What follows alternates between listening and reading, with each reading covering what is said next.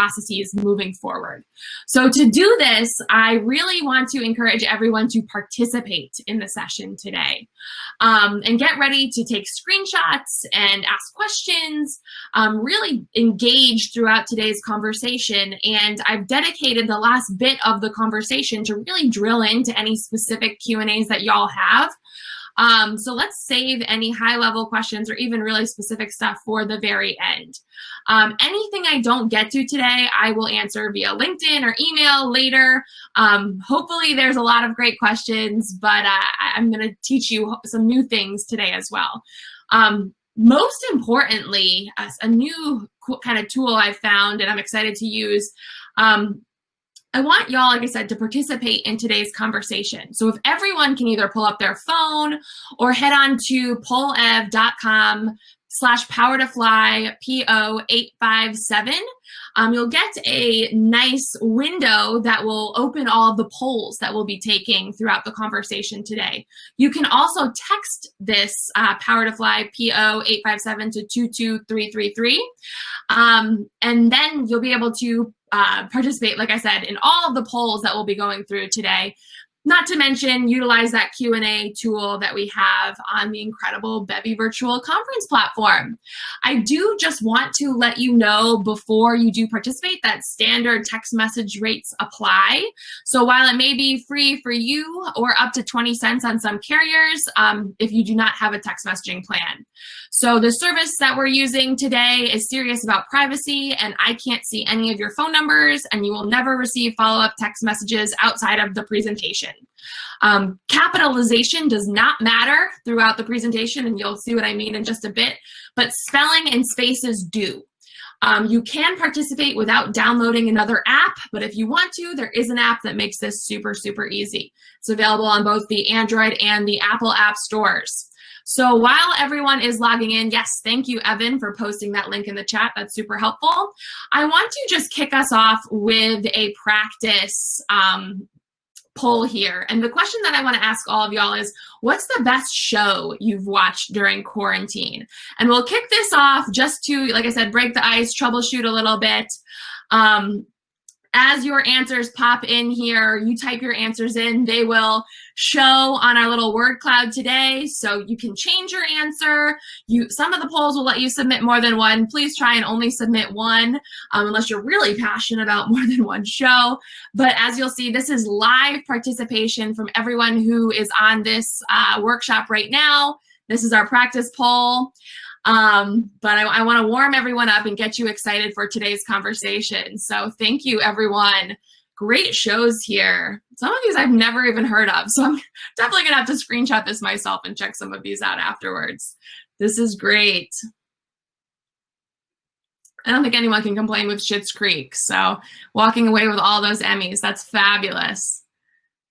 And as you'll also see, the more people submit the same answer, again, why spelling and spacing counts, those words will get bigger and bigger and bigger. So the most submitted answers will be the biggest in the word cloud if you've never used a word cloud before.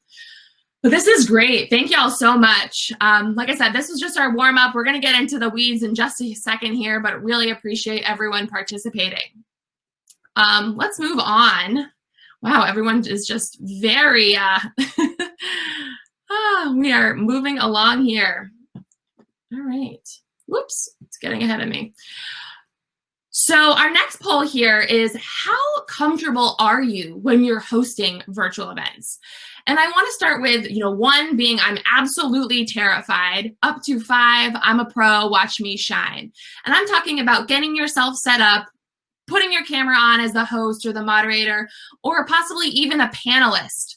Where does your comfortability start when it comes to hosting? And then I want you to submit your answers. I'm sorry, team. The screen is a little delayed, but here we go. 1 through 5, either text your answer, participate in the poll, and we'll see where everyone is at. It looks like the majority of our audience here is at the 4 stage, which is actually really great.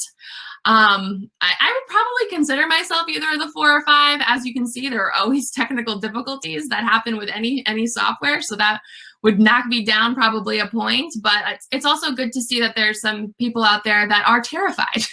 The point of this session is hopefully to alleviate that number 1 and get you feeling a lot more comfortable about hosting, about filling these potentially awkward silences and getting everyone on your event to participate and feeling super comfortable so you can lead that conversation as a moderator. So this is great. I'm glad we have kind of a middle ranking here.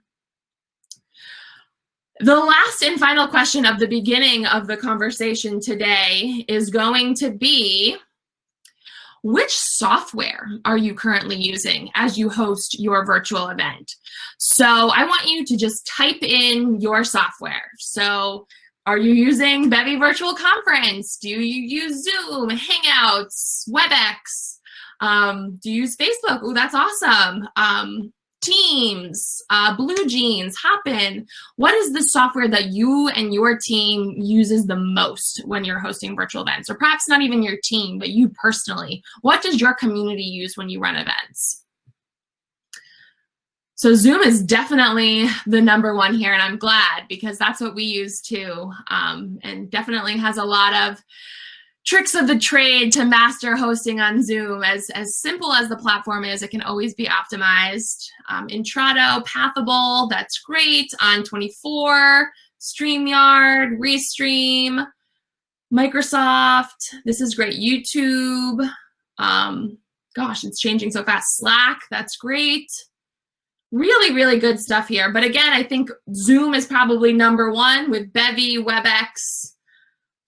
They're all pretty much the same after Zoom, Bevy, and WebEx. But this is great. Yeah, keep putting your answers in here and we'll dive in. So I think what's most important about understanding software, and when we talk about what software we use and choose, and I've talked about this in a few different conversations in the past, but the number 1 most important piece about choosing your software is your comfortability with it. So what are you most comfortable using? And I always recommend that is what you should stick with and master, because the more comfortable you are as an event host and event moderator, the better the entire event's going to turn out as a whole. Which kind of leads me to our next slide here. It's not a poll, I'm sorry, but we'll do more polls in just a bit. But let's start with the elephant in the room here, which is confidence. So the audience has no idea if this is your first virtual event or your 150th virtual event. And truthfully, they don't need to know. They think that you're the expert and are expecting you to bring your full self to the conversation, regardless of where you stand on the pro spectrum.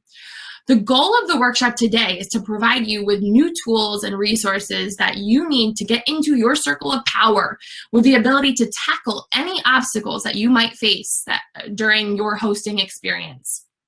So as we dive into some of these tricks and tools of the trade, another poll, woo!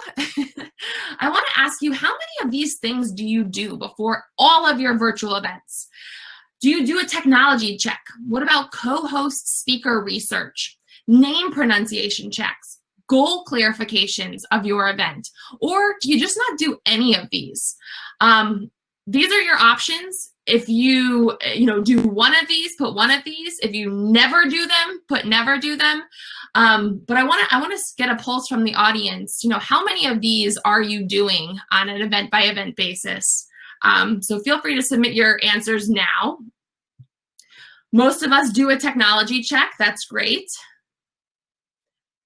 We can't tick all of them. No, you can either, oh, that's a good point. You should be able to tick all of them, actually. It only allows select one. Darn. Okay. There's my technology checkpoint. If you've done more of them, put them in the chat, and then I can kind of get a pulse check from there. Or do the one that you think is most important from right now. All of them, great. I do see some people have done none of them, so that's also important to note. Great, all of them, amazing. Also gender pronouns, yes, fantastic, Kiara. Great, yes, goal clarification. I'm gonna dive into all of these in just a second, but want to pulse check, who is doing these, who's not doing them, what's maybe super innovative for y'all. Yeah, not never do any, just never do all. Yes, Megan, super important. Great. Awesome. I know. I think as virtual event hosts, a lot of the times, we, at least for myself, we're hosting anywhere between 10 to 20 virtual events a week. And it can be a super daunting task to go through all of these. And, for us, if we're event pros, some of this stuff is commonplace, but then you get on the line with someone who maybe has only used WebEx or only used Teams, and they're unfamiliar with where the mute button is on the Zoom control panel. And then the whole experience is really thrown off, or people get very confused. So it's important to make sure that we're touching on all of these pieces of the puzzle, but for a few different reasons, which I want to go through right now. So let's start with the technology check. And a lot of y'all have put great answers to these, each of these individual items in the chat, which is fantastic. I'm gonna have to look through and make adjustments to my notes. But as someone who considers themselves a virtual events pro, I can't tell you the number of times I've logged onto an event and had technical issues. Be it, today, a couple minutes ago, my camera wasn't working, my headphones sound like I'm underwater, or, my slides don't present the way that I want them to. Not only is it super embarrassing as a moderator, panelist, virtual events presenter, but it's extremely stressful because then you're troubleshooting in the moment. I can't emphasize this point enough. It's your responsibility as an event host or moderator or participant to ask for that prep call, that prep session, that tech check. Even if it's just yourself and whoever is putting on the event, or with all of the participants that are speaking.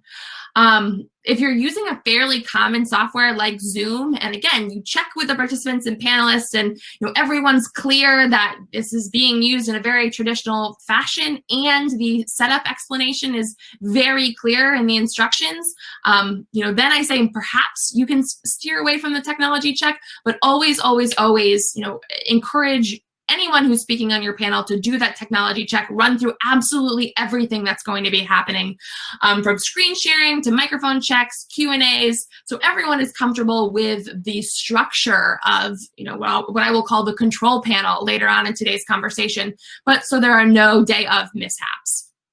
So this prep session actually serves several purposes. So like I said, one, we're testing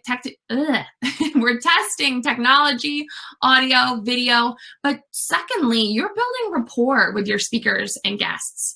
Make sure taking time out of this prep session to research who you're hosting or on said panel with. Find out what they do, where they've worked, if they've written any really great content lately, or really anything that can help you relate to this person on a deeper level. I really like that we talked about pronouns. Get their pronouns. During this prep call, you can utilize this opportunity to inquire deeper about these connections and take notes that will help your live talk track run smoother and flow nicer on the day of the actual event. So number 3, ask about name pronunciation. And again, ask about pronouns. What's worse than having live technical difficulties during the actual event, but pronouncing your co-host or co-panelist names wrong? It's terrible, and it's super awkward and super uncomfortable. I always ask for the actual phonetic spelling, and then I write it down on my calendar, on the calendar invite, in 3 different places. So I am absolutely sure I am saying, my interviewee, my panelists' names correctly. Writing it down is key. Even if you think you'll remember it, there's always a slight chance that you don't, and at least you'll have it right there in front of you or on your calendar invite in case you forget last minute. Last but not least, number 4, get a clear understanding on the objective for the talk at hand and make sure each speaker is bought in. I know someone else mentioned above how important this is. And again, this is something that, of all 4 of these probably goes most skipped during the prep session. But I end every single prep call for any virtual event that I'm hosting saying, okay, just to be clear, this is what the audience is going to take away from the conversation. I audibly hear all of the other panelists, the hosts, say, yes, that is my goal. Yes, that is my goal. And then we can end the call knowing that, okay, we're all prepared. We know what the audience is going to take away from this conversation, and then we can move, on about our days.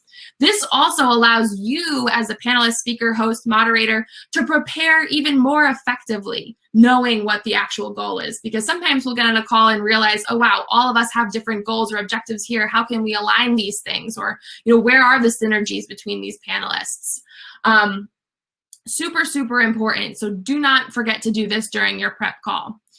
So now that we've got some of the pre-event stuff squared away, let's talk about day of operations. And I want to do another quick poll to pulse check all of y'all to see if you have a dual monitor set up. So super easy question. Yes, I have a dual monitor. No, I do not have a dual monitor set up.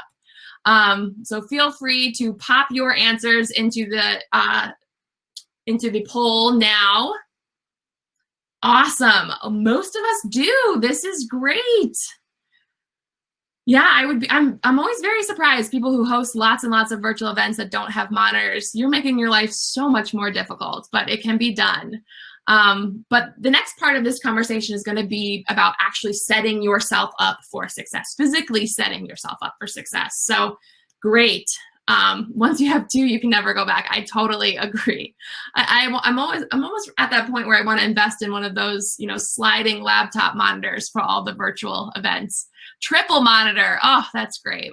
I love it. Excellent. 79% of us have two monitors, so that is great.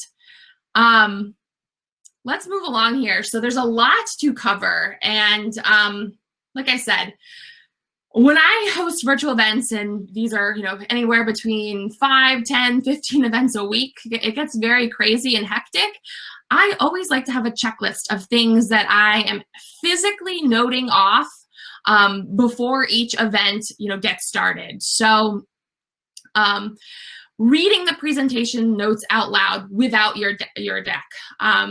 Is everything really clear? Are you, do you have the flow properly written down? And, maybe this is done a few weeks before the actual event, but running through this a few times on your own, just so you're comfortable with what you're actually going to be saying. Forgetting about the deck for a minute is really, step number one. Step number two, reading your notes out loud with your deck. Do the slides and the notes match up? Is everything really cohesive? Should you add another slide? Are there any visuals that could enhance the conversation, make it, more easily digestible by your audience? How do the notes and the presentation line up? Super, super key. Number three, turn off all your computer notifications. Do not just mute your applications. I am going to dive into this even more heavily because this is probably one of the most important tools that I have taught my team about muting notifications. And I'm shocked when I see how many people don't actually know how to do this. Duplicate your presentation tabs. Also going to walk you through this in a little more detail, but if you don't have yes, includes shutting down Slack. Printing out your notes, pulling them up on your phone. There are lots of workarounds if you don't have a monitor. I'm gonna explain those. And then setting up your control panel. So this is like the meat and potatoes of my virtual event success, and I'll show you what that looks like in just a second. So while the first two items are pretty self-explanatory, I really want to focus on the last three because I firmly believe there are some event experts out there who actually don't know some of the tricks of the trade. And I want to start by touching upon the muting computer notifications.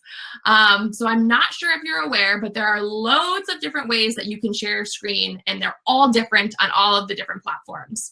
In the heat of the moment, and again, even experts make mistakes, we can share the wrong screen, or we share our entire desktop and you don't have access, and you don't have all of your notifications shut off. There have been times, perhaps, that you get a super embarrassing text from your mom mid-presentation and nobody wants baby pictures, weird photos, texts, calls coming in while you're doing a talk. I can assure you from experience, it is not fun. So if you're using a Mac, find the three bars at the top right corner of your screen and click on them. If you scroll to the very top, you're actually not placed at the top when you open that menu, you'll see this Do Not Disturb toggle. This will shut everything off on your notifications, alarms, texts, calls, Slack notifications, everything. This will shut it all off so those notifications are not shown on your screen. If you're using a PC, this is just a little bit more challenging just because it's a few more buttons. I have the Windows user experience here. You go to your systems, notifications and actions, toggle the get notifications from apps and other senders to off. You will also see there's a ton of options on a PC for what you can turn off, when, why, timer settings. My recommendation, just shut it all down. Because like I said, you never know if during that one meeting you will have, XYZ people calling, texting, trying to get a hold of you. I'll show you how to set yourself up your control panel so you can still access those notifications, but you just want to keep your notifications from popping up on the screen that you're sharing publicly. So I think we're all pretty clear there. So now I want to talk about the actual dual monitor setup. So if you're someone who does a lot of event hosting, as I said before, I highly recommend investing in a monitor. And everything I'm talking about can be done with one screen, but all around it's a lot easier when you can set everything up onto individual screens. If you have a monitor, this is an example of how I set up my space. So I have my monitor set up just for my presentation. So this is the screen, individual screen that I am sharing live. And then I have what I have referred to earlier today as my control panel set up on my laptop. It's key to have access to 2 copies of your presentation. So you can kind of pulse check between what's coming up next, what you're sharing live, and vice versa. If you do not have a monitor, if you do not have a monitor, pull up your presentation on your phone or print out your slides or speaker notes. Again, this gives you, an opportunity to read through your notes or see what's coming ahead, take notes live, and be able to access both simultaneously. Kira's asking, this is assuming that your camera is in your laptop, right? Correct. Obviously, it would be vice versa if you're using your monitor's camera, and we'll talk about that in a second too.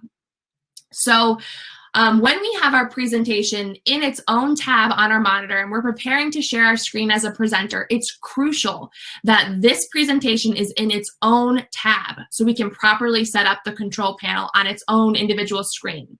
When you go to share your screen, make sure you are only selecting to share this tab or the individual window, not the desktop in its entirety. And if you have other tabs that you're going to be sharing throughout your talk, make sure to put them all into one cohesive window that you can flip back and forth. Then you don't have to pause screen sharing, flip to another screen, and the audience doesn't get the whole overarching view of your desktop. It just makes everything much neater and cleaner.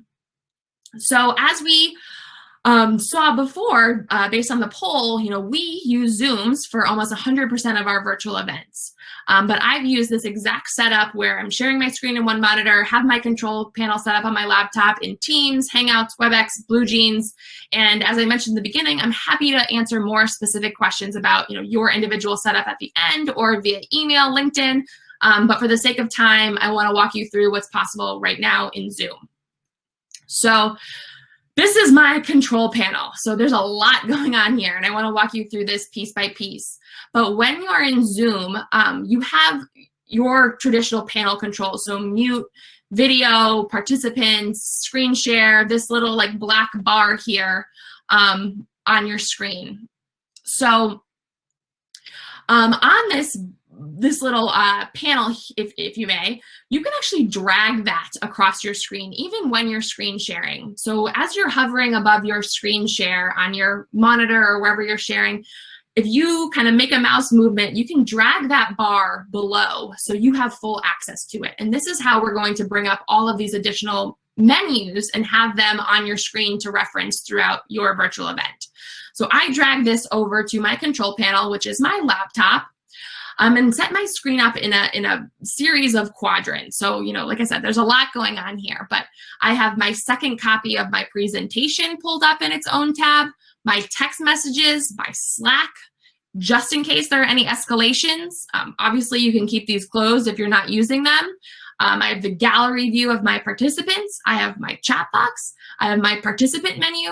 I have a blank document for notes, and I actually have the event invitation itself. So like I said, a lot going on here. But even if I don't end up using all of these tools, I have quick and easy access to them just in case I need them. And I'm not scrambling mid-event to find something that I could need.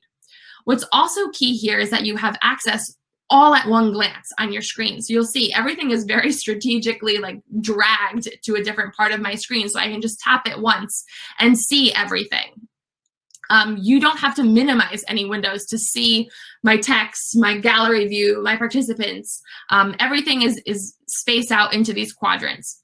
Also noting that my camera is at the top of my screen, so anything I need to look at while I'm talking is at the very top.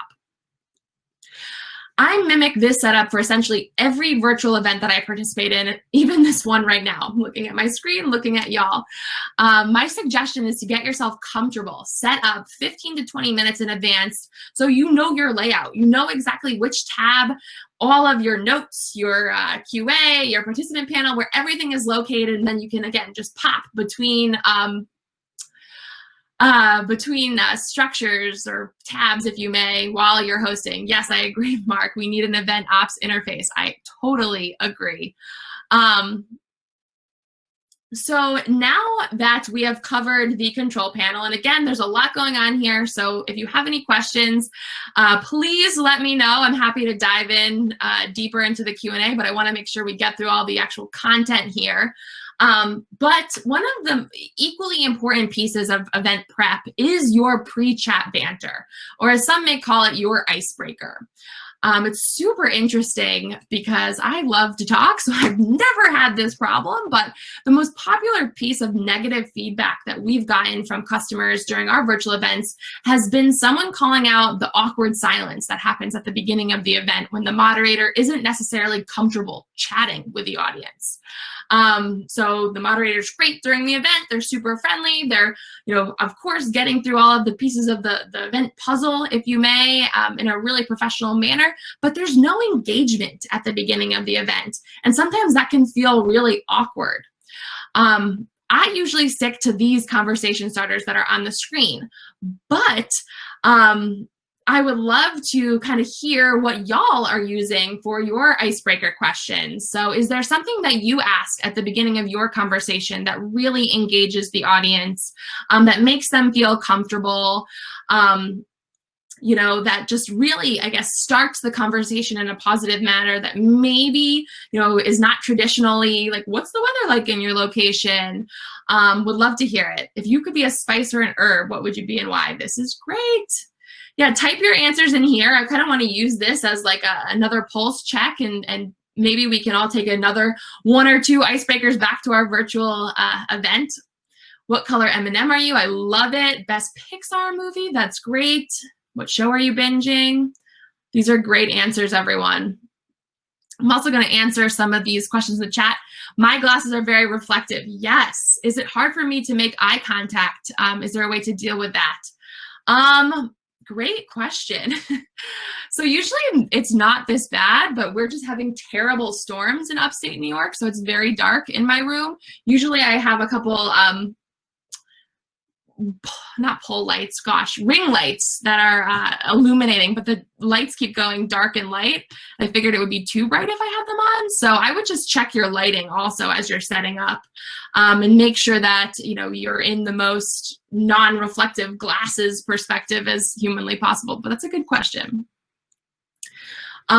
These are great. What Harry Potter house are you in? I love it. Ducks or cats? Interesting. All right, this is good. Well, thank you, everyone. These are really interesting icebreakers. I love it. Definitely things that I have not thought of before. Great. So the next kind of piece of this puzzle as a moderator, your sample greeting script. This is something that, this particular script, I've written down and I use, again, for probably almost every virtual event that I've ever hosted or moderated. One, because it kind of gives our audience and our panelists and everyone who's participating in the event just a little insight into how everything's going to be functioning moving forward, how much time we have left, that we're really not sitting here and just waiting for the event to start. We want to engage. You want to get people excited and involved. And I say this probably 5 to 10 times before the actual chat. It's kind of on you as the moderator to keep everyone's energy and excitement up. And there are always early birds and people who are willing to talk and get involved early on and share their stories or where they're coming from. It's great to utilize these people to really kick off the conversation and make everyone feel as warm and as welcome as humanly possible. And we'll talk about kind of your role in that as a moderator in just a second. Great. Just looking at all the great comments in the chats. It's lovely. So during the event now, to kind of cap off the conversation, I want to talk quickly about what you're doing as a speaker during the actual event.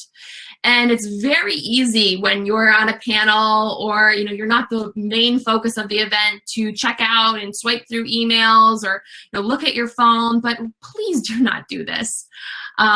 It's your job to actively listen to what your fellow event participants are saying, just as you would an in-person event. So you can piggyback off what others are saying. The best conversations are the ones that are non-scripted, organic ones. And you won't provide value if you aren't listening to what people are saying, what your fellow panelists are saying. So, step one, actively listen. You can learn a lot as a speaker or a panelist from your fellow panelists or from your fellow panelists, moderators, speakers, and kind of thinking back to the prep part of our conversation today. If you've done your due diligence and you've done your research on who you're speaking to or with, then you should be armed with a ton of great content and info that you can be kind of mind mapping in the back end on how and where you want to take this conversation moving forward. Next, take notes. There's nothing I hate more than when moderators or panelists are ingenuine with their transitions or completely miss the point of what their speaker was saying, just to jump to the next point or try and move the conversation along or even kind of put some of the focus on them. So if someone says something valuable, I keep a sticky note right in front of me that has notes and all kinds of little snippets of things that the speakers say that really inspire me or make me think about something else. Because as a host, of course, you're looking at all different screens and you're trying to moderate the chat and let people into rooms. So you've got a lot going on to remember absolutely everything that's happening. Taking notes is absolutely, absolutely crucial. Then when a transition point comes up, instead of saying, wow, that's awesome, let's move to the next question, you can make a connection. Wow, Jane, your experience returning to work after backpacking Europe is the perfect segue to my next question, blah, blah, blah. That is so much cleaner, crisper, and more professional than just moving from question to question to question. And last but not least, control the conversation. So whether you're moderating, speaking, or on a panel, you are steering this virtual event ship with your words. If there is something you do not want to cover or speak about, don't bring it up. Don't put it in your notes. Don't put it in a slide. Avoid at all cost. If you talk about it or you bring it up, you're opening yourself up to questions, follow-up, all different kinds of things. So if you are not comfortable with a certain topic, just don't bring it up. Don't feel that you as a moderator or presenter or panelist have to answer every single question that comes in from the audience.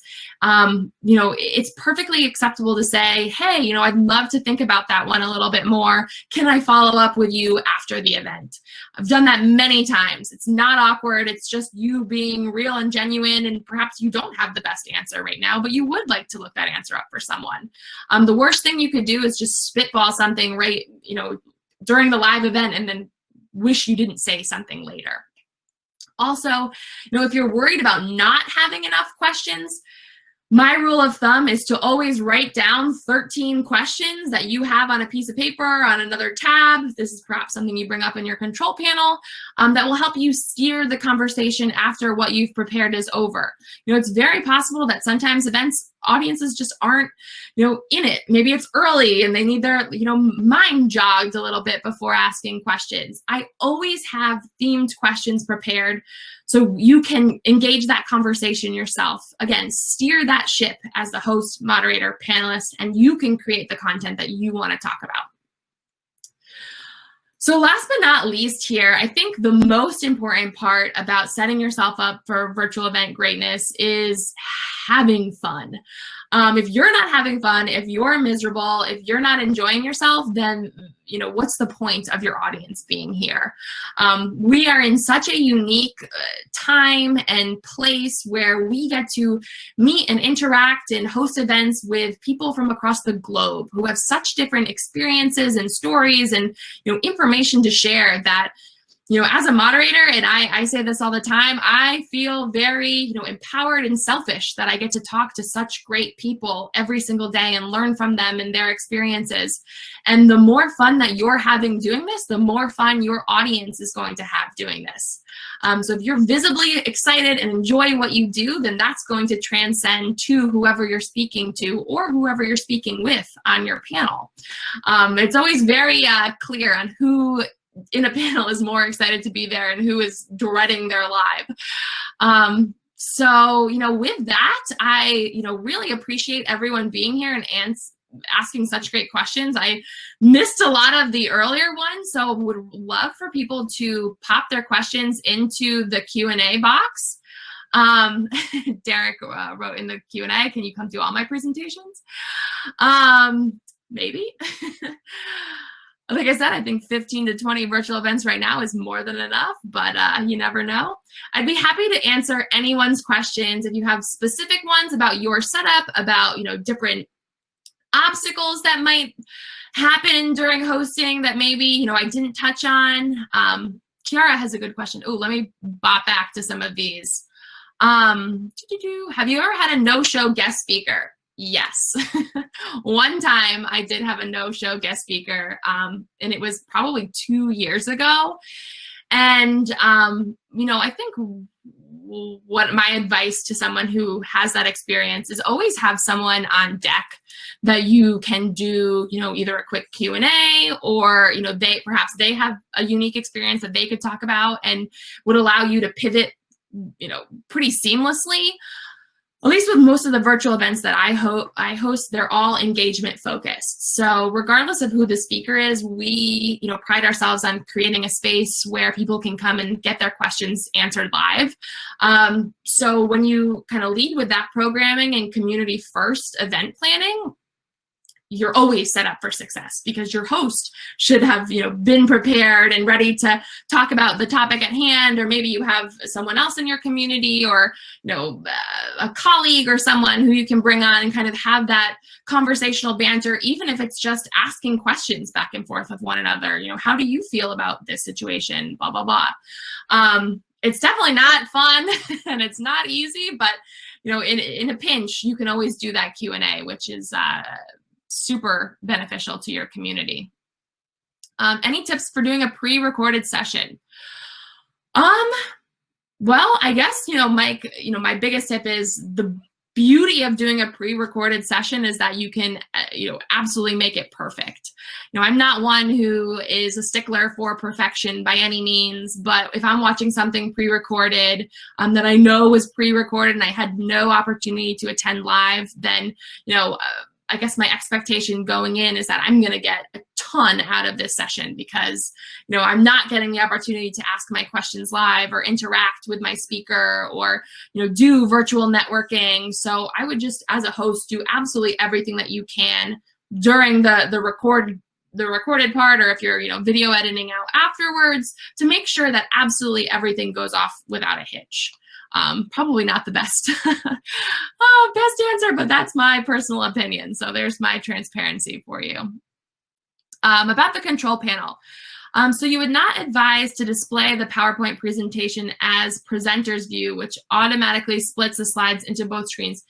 Yes, you can. I've had a lot of people run into issues with this. And then if you do set it up this way, then you can't have all of the windows open at the same time, which has also been an issue for a lot of people. Of course, there are ways around all of this. You can do, if you're on a Mac, like the 3-swipe and open up like a completely new desktop window. But in my opinion, I really like having my screen shared, that's it, on one monitor, and then every single possible window that I have open or could want to have open in my control panel. Then, if God forbid something happens and I don't know, someone's dying or like the internet cut out on one of our speakers, I have my phone, I have my text messages, I have everything that, I could need in an emergency at my fingertips without having to close a bunch of different tabs and windows. That's, the beauty of having the control panel set up in the way that I have it. I hope that answers your question, Kiara. But of course, do what's best for you.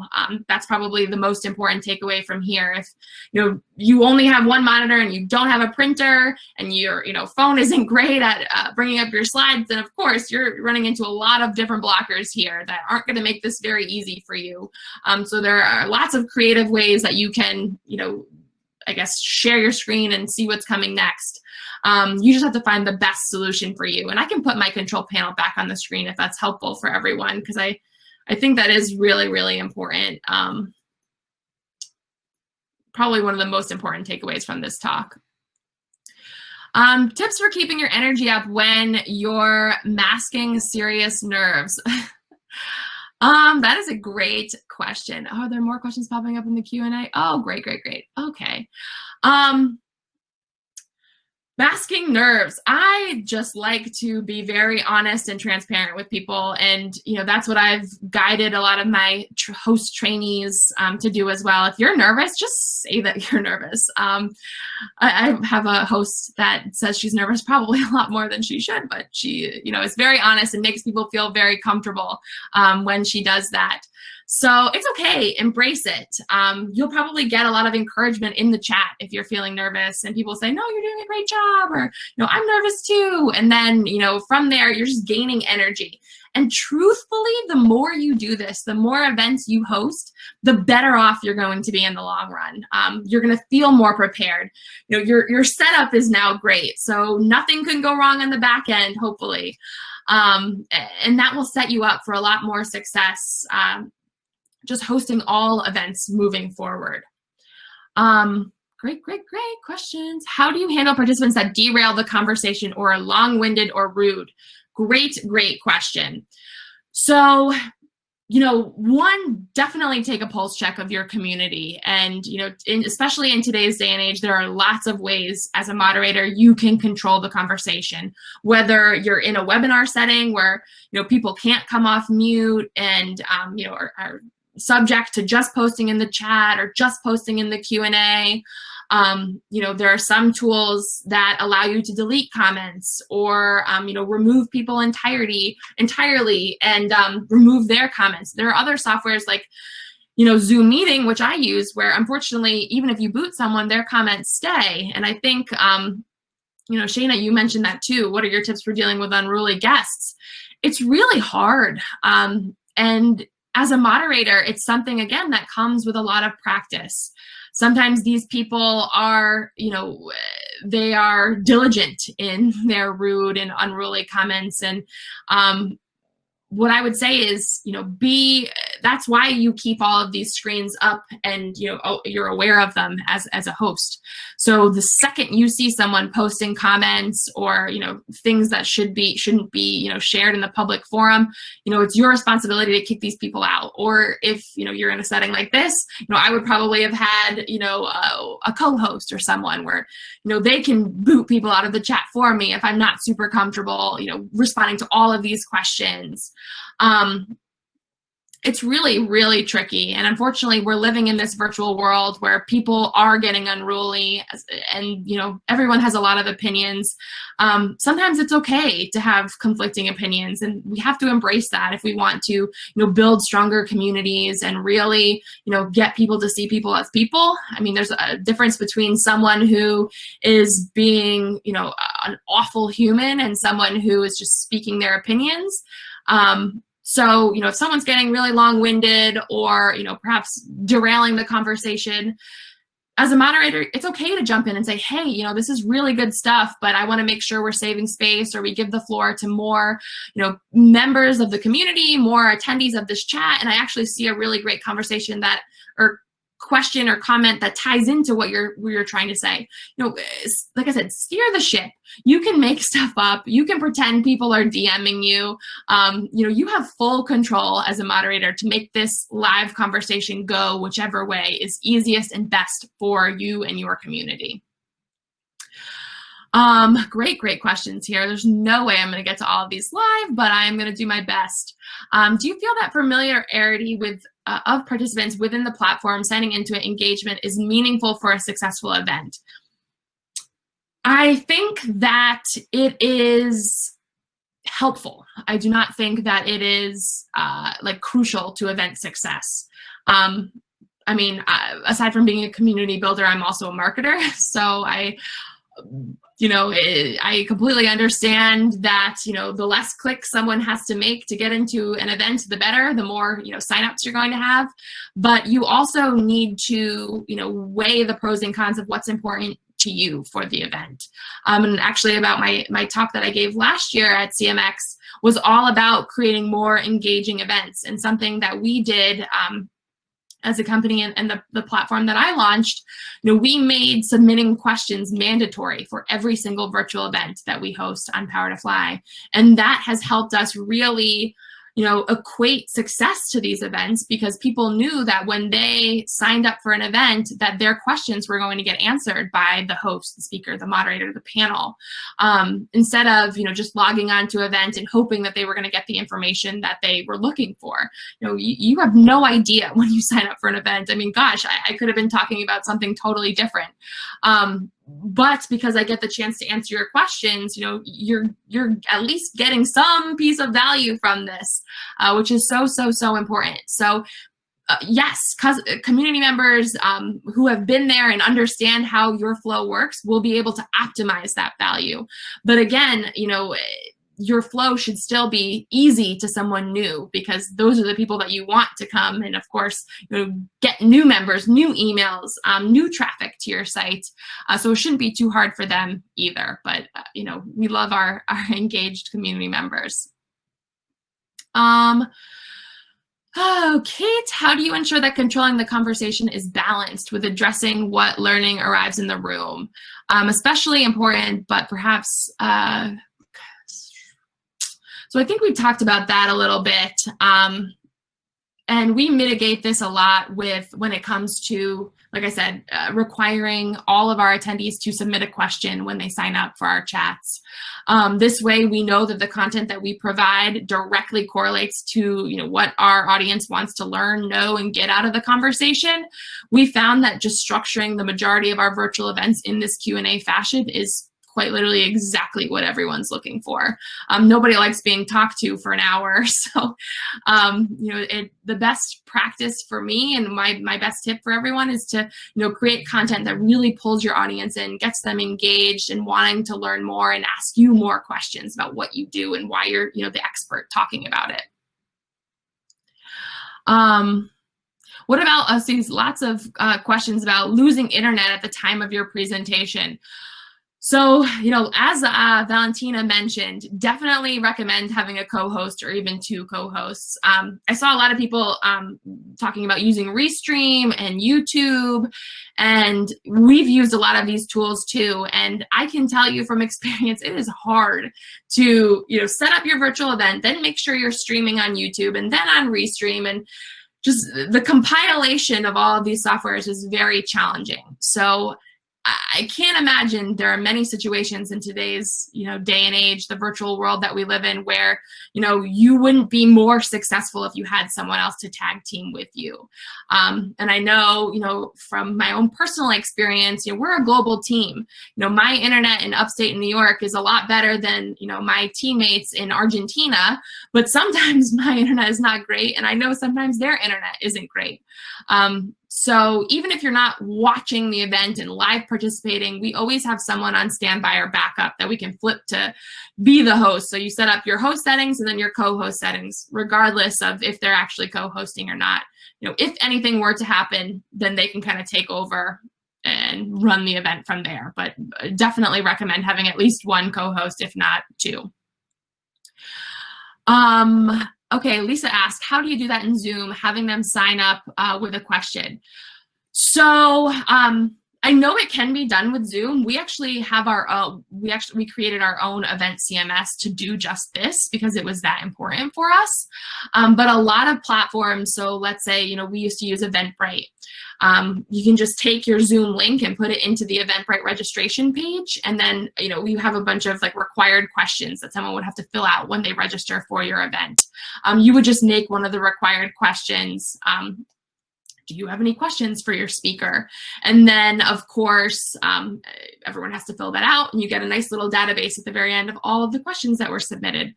We just copy and paste those, send them to our speakers. They get to look through them. They get to prepare their own content, feel super comfortable with what the conversation is going to be talking about. And then, again, it's a win-win for both the audience and the speaker. Yeah, I thought so. The Zoom registration setup has the option for custom questions. Yeah, when you set up your event on Zoom, if you're asking for registrations, you can add a custom question. I thought so. This is great. I think I got to all of these. But we do have 7 minutes left. So if anyone else has any questions, I'm happy to answer them. But again, my advice to everyone is to experiment, to try new things, try new platforms. I'm a really big fan of Bevy Virtual. I think this platform is really excellent for a lot of the things that we're talking about today, setting ourselves up for success and, fostering this engagement that we have today. So, and think outside the box. Anything that you can do in person, I firmly believe can be done in a virtual setting as long as you as a moderator are prepared, you're confident, and you're comfortable trying new things. The world is your oyster, and we are right now building the world of virtual events for our tomorrows to come. So I saw a lot of comments about, we should build this virtual events UI. I would love to be part of that conversation, so please loop me in there. But there's lots that can be done.